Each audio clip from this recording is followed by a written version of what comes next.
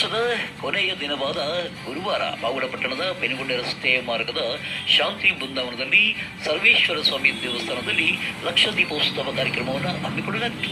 ಈ ಒಂದು ಲಕ್ಷ ದೀಪೋತ್ಸವ ಧಾರ್ಮಿಕ ಕಾರ್ಯಕ್ರಮದಲ್ಲಿ ನೂರಾರು ಮಹಿಳೆಯರು ಭಾಗವಹಿಸಿ ದೀಪ ಬೆಳಗಿಸಿ ಪುನೀತರಾಗಿದ್ದಾರೆ.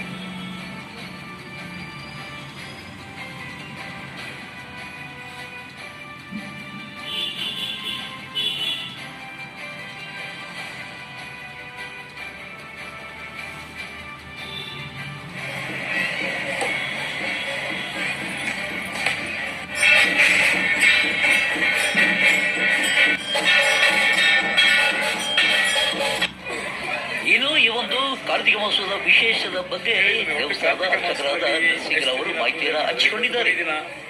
ಯಾವ ರೀತಿ ಅಂತ ಪೂಜೆಗಳನ್ನು ಏರ್ಪಡಿಸಿದೆ ಇಲ್ಲಿ ಅಂತ ಕಾರ್ತಿಕ ಶುದ್ಧ ಪಾಡ್ಯಮಿಯಿಂದ ಅಮಾವಾಸ್ಯೆವರೆಗೂ ಒಂದು ತಿಂಗಳು ಕಾರ್ತಿಕ ಪೂಜೆ ಡೈಲಿ ಇರುತ್ತೆ.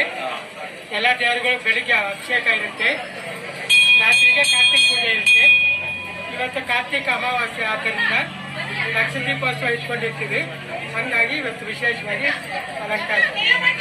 ಈಗ ದೇವರಿಗೆ ಶಿವನಿಗೆ ಯಾವ ರೀತಿಯಾದಂಥ ಅಭಿಷೇಕಗಳು? ಬೆಳಿಗ್ಗೆ ಪಂಚಾಮೃತಾಭಿಷೇಕ, ರುದ್ರಾಭಿಷೇಕ, ಬಿಲ್ವಾಸ್ತೋತ್ರ, ಇವಾಗ ದೀಪಾರಾಧನೆ, ಮಂಗಳಾರತಿ, ಪ್ರಸಾದ.